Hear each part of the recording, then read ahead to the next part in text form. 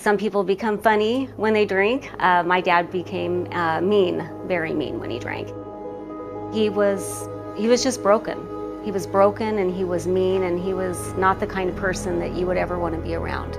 He was a man that never thought God loved him. You know, he was a mess.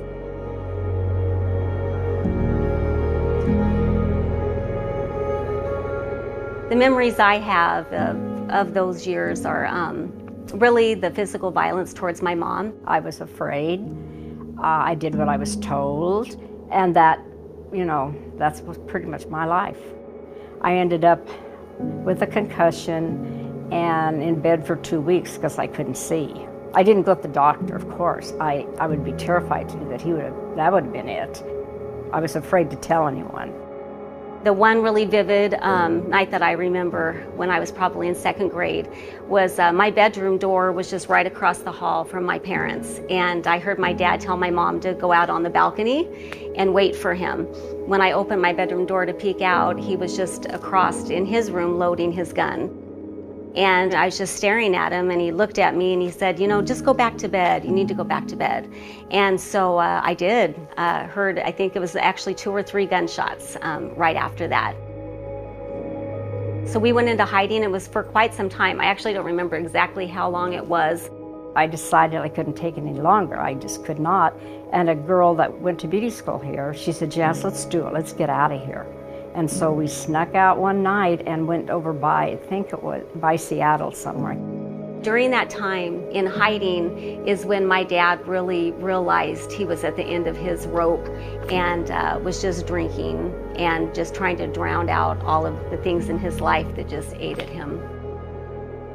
Mr. Leon in the Moscow community was, you know, he wasn't the greatest guy. He was not nice most of the time, very serious, but he owned a beauty school, so students would come here, get their hair done. And so there were a few people from the Moscow Church of the Nazarene that would come in faithfully. Some of the pastors get their hair done, but in particular there was a lady, and her name was Thelma Gray. She knew that they weren't Christians or anything like that, but she would always tell my mom and my dad, you know, God loves you, Leon, and I'm praying for you. One of the very first couple weeks that we were gone, Thelma Gray had come in and said, hey, you know, once again, Leon, God loves you. And I think even a couple other people had come in during that time and said the Nazarene Church was having a weekly revival service.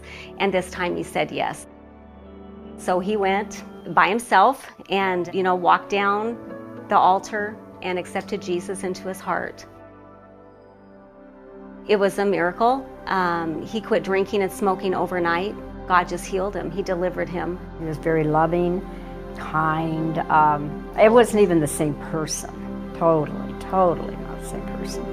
When I first saw my dad for the first time after we had come back from being in hiding, he had bought me this beautiful stuffed white Easter bunny and gave it to me and told me how much he loved me and asked our forgiveness. He was joyful and had a smile that I had never seen before. Ever since that day, his life changed.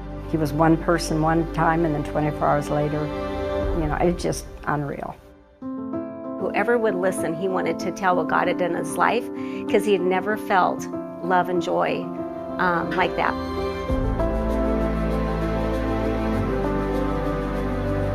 You know, honestly, it seems like right after we became Christians, I mean, he wanted to tell the world. He couldn't stop. I mean, anybody that would come in, he would share with anyone. Of course, people are asking him, wow, you know, you seem different. Oh, let me tell you why I'm different. And he would tell the whole story, you know, and he'd witness to them. And he would go around Moscow knocking on any door he could, sharing the gospel of Jesus. He was never intimidated by that. He was never fearful. He didn't care if somebody slammed the door in his face. They were going to hear the gospel of Jesus, you know. One of the very first things he got involved in was a children's bus ministry program. Leon and Janice, they were both so hardworking and inviting families to send their children to Sunday school on those buses. Whenever Leon was around, he smiled, he encouraged, he was welcoming, he was valuing people by his great big smile and warm embrace that said they mattered. him. It was all about the Lord and about the church and about reaching families. This is Blaine Manor Apartments, where my mom and dad and I lived for a while. After my dad came to know the Lord and was in the evangelism explosion program, he loved coming here and just going door to door and sharing the gospel.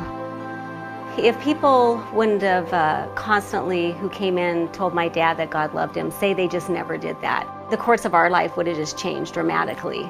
And now I have kids that are making a difference in the world, and an eternal difference, and have a kingdom perspective in mind. And even after my husband passed away, the greatest joy I've had is being with them, watching them love the Lord, watching my kids, grow in the Lord, to see the legacy of my grandchildren, my great-grandchildren. I mean, that is worth everything.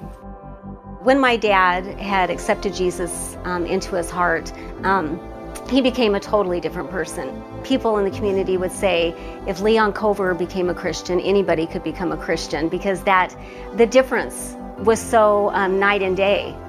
It was like if you knew him before to then seeing him now, like it was just a radically changed life. The most radically changed life that I've ever seen.